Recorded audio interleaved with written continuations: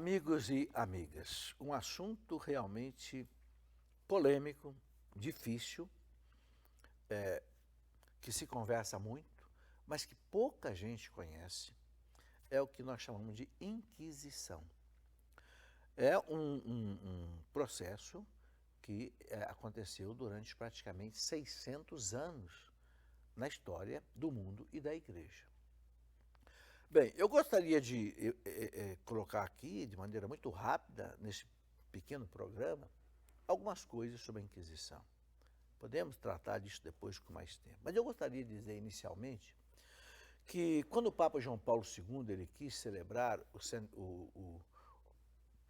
o milênio, né, o segundo milênio da Igreja, no ano 2000, o Papa João Paulo II ele queria pedir perdão ao mundo pelos pecados dos filhos da Igreja, não pelos pecados da Igreja, porque a Igreja, o nosso credo diz que a Igreja é santa.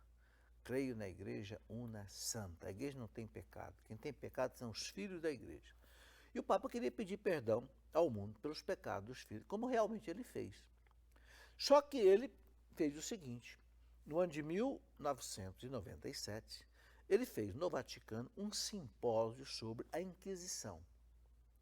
Ele queria saber a verdade sobre a Inquisição. Então o Papa chamou 30 dos maiores historiadores do mundo, independente de religião, de ideologia, de credo, de crença, de nação. Eu quero os 30 maiores historiadores do mundo. Cada um fez uma conferência sobre a Inquisição, abordando 30 temas diferentes sobre a Inquisição. Bem, foi publicado no Vaticano um compêndio chamado Le Inquisitione, 780 páginas. E ficou conhecido no mundo como o trabalho mais atualizado sobre Inquisição. Você imagina reunir 30 grandes historiadores. Muito bem, eu adquiri esse trabalho lá no Vaticano. Ele foi publicado na língua original de cada conferencista, francês, inglês, italiano, espanhol, etc. Com base nesse simpósio, eu escrevi um livro que eu chamei de Para Entender a Inquisição. E aí a gente entende que é completamente diferente o que está ali do que muitas vezes se coloca hoje nos colégios, nas universidades e etc. Bom, eu gostaria de colocar aqui rapidamente as razões por que aconteceu a Inquisição. Agora, é muito importante que tudo seja entendido no contexto da época. Porque, repito aqui, o maior crime histórico ou de historiografia que se pode cometer é alguém pegar um fato lá do ano de 1200, quando começou a Inquisição, e querer analisar com a mentalidade, com a cultura do século XX. Não vai entender nada, vai interpretar tudo errado e vai fazer a maior injustiça histórica sobre esse acontecimento. Então é preciso entender o seguinte: o Tribunal da Sagrada Inquisição, recebeu esse nome, foi instituído pelo Papa Gregório IX no ano de 1231. 1231, guarde bem essa data, ok? Bom, por quê? E o que era esse Tribunal da Sagrada Inquisição? Esse tribunal foi instituído pelo seguinte: porque 200 anos antes, lá por volta do ano 1000, surgiu na Europa 100% cristã, absolutamente cristã, porque eu já expliquei aqui nos nossos programas que durante 600 anos a Igreja moldou a civilização europeia, moldou a arte, moldou a música, moldou a cultura, mudou a literatura, mudou a arquitetura, mudou tudo cristão. Por quê?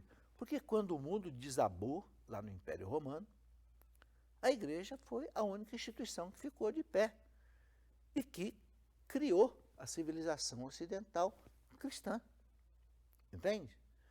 Então, o mundo era absolutamente cristão. As pessoas acordavam com o toque do sino, iam dormir com o toque do sino, a hora do almoço era o toque do sino, tudo era o toque do sino. Por isso que os campanários na Europa têm 80 metros de altura, 100 metros de altura, até mais. porque o sino tinha que ser ouvido na cidade inteira. Ora, nesse contexto, começa a aparecer uma heresia terrível que estavam chamados cátaros, que tinham a seguinte cultura. Essa mentalidade cátara veio lá do Oriente, do chamado gnosticismo, onde se acreditava no seguinte, que há dois deuses. Para poder explicar a questão do mal, que era o grande problema filosófico da época, de onde é que vem o mal? Se o mundo é bonito, onde é que vem o mal? Então, essa heresia que entrou dentro da igreja explicava o seguinte, é que existem dois deuses, um Deus bom e um Deus mau. Bom, já começa errado, que Deus é um só e é bom. Mas dizia, há dois deuses, um bom e um mau. O Deus bom, ele só criou coisas espirituais, e o Deus mau só criou coisas materiais. Então criaram um confronto entre a matéria e o espírito. Então a matéria era considerada má. Então, esta anti-igreja que se criou, que era a anti-igreja dos cátaros, defendia que tudo que era material não prestava porque era coisa dos maus, do Deus mau. Inclusive, uma mulher, quando estava grávida, trazia no seu ventre uma criança, muitas vezes era morta, apunhalada. Por quê? Porque era considerado que ela trazia no ventre uma obra do Deus do mal. Ora, isso causou na cristandade uma revolta tremenda. E o que acontecia? Os reis cristãos, que também eram cristãos, né, muitas vezes colocavam esses líderes cátaros na fogueira. Isso 200 anos antes do Papa instituir o Tribunal da Sagrada Inquisição, que eu já expliquei, que foi no ano do 1231. Lá no ano 1000, o rei francês já tinha colocado 13 líderes cátaros na fogueira. E o povo aprovava isso. Inclusive, quando começaram a prender alguns desses cátaros e queriam que a igreja o julgasse, um fato interessante que aconteceu é que um bispo, né, ia julgar um grupo desses, quando viu, o povo tinha invadido a cadeia, retirado os cátaros da cadeia, colocado numa choupana, tocado fogo e matado todo mundo. 200 anos antes da igreja instituir o Tribunal da Sagrada Inquisição. Por que a igreja, então, instituiu o Tribunal da Sagrada Inquisição? Porque a igreja foi pressionada de todo lado. Os reis cristãos, a igreja tem que entrar nessa luta contra os cátaros. Então, o que a igreja fez? A igreja constituiu um tribunal. Olha o nome do tribunal, Tribunal da Santa Inquisição. Nota essa palavra santa. Isso não foi cinismo da igreja. Não, foi reta intenção. O que era esse tribunal? Esse tribunal, constituído pelo Papa Gregório IX, foi um tribunal onde ele pegou os melhores teólogos da época, inclusive vários santos. São Domingos de Gusmão foi inquisitor.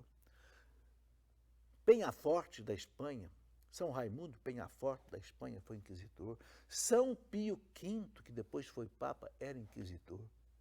Então, o que era um tribunal da Sagrada Inquisição? Era um tribunal sério, usando o direito da época, que julgava o seguinte: a pessoa era presa, um cristão era preso como cátaro, herege, que provocava essas convulsões sociais, ele era julgado por esse tribunal. E era dado a ele a oportunidade de se converter, dizer, não, eu deixo disso, eu vou viver como cristão, etc, etc. Só que o catarismo era coisa tão forte, e na cultura deles, a morte, inclusive a morte por suicídio, era uma graça, porque se libertava do corpo, que era obra do mal. Então, muitas vezes, preferiam morrer mesmo do que deixar o erro. Bom, então, o que o tribunal fazia? Quando estava diante de um réu chamado impenitente, ou seja, eles chamavam na época de herege contumaz.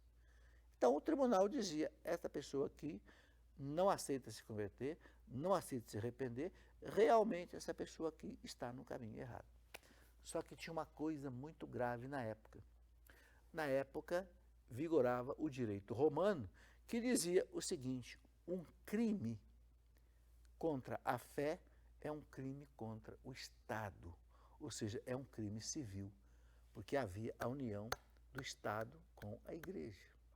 E vinha lá do direito romano.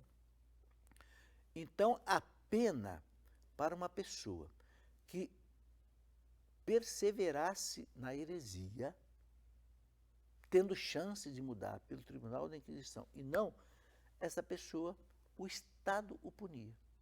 Por quê? Porque era uma lei do Estado que um crime contra a igreja, contra a fé, era também um crime de lesa majestade real, cuja pena era a pena de morte. Então, com isso, realmente, muitos dos condenados no Tribunal da Santa Inquisição foram mortos realmente nos chamados autos de fé. Agora, o número de mortos é completamente diferente do que se fala hoje, que foram milhões de bruxas na nada a ver. Nesse simpósio que o Papa João Paulo II fez, e que abriu os arquivos do Vaticano para esses 30 pesquisadores, todos os arquivos da Inquisição foram abertos à disposição. Os números que foram levantados são irrisórios perto do número que se diz. Então, eu escrevi um livro que eu chamei de Para Entender a Inquisição, onde ali eu coloco todos esses dados, esses números que o simpósio do Vaticano trouxe.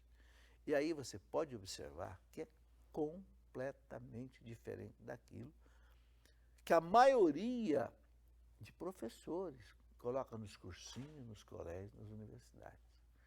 Bom, então, o que eu sugiro para você? Eu não quero que você acredite em mim.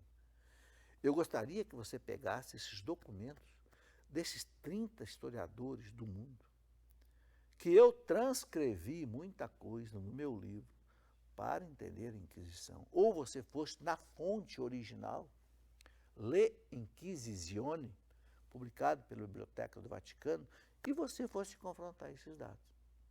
E aí a gente vai entender o seguinte, que no contexto da época, nem os santos se voltaram contra a Inquisição.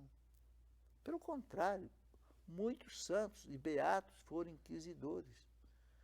Você não vai encontrar um São Francisco de Assis, que é da época, contra a Inquisição.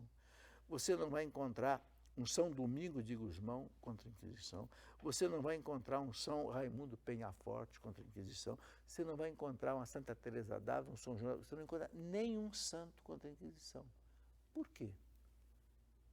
Porque os santos, na cultura da época, no contexto da época, também eles acharam que aquilo era necessário. Entendeu? Então, é claro que hoje jamais caberia fazer uma inquisição.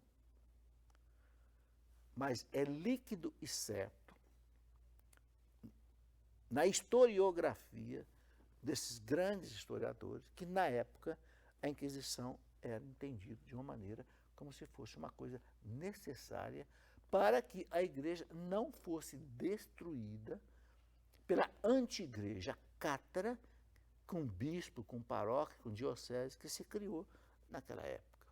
Bom, é um estudo longo que eu sugeriria a você que, se quiser aprofundar, pode ler nesse livro ou então em outros livros que podem dar a você, especialmente o simpósio, o compêndio do simpósio do Vaticano, que pode dar a você uma informação mais segura ainda.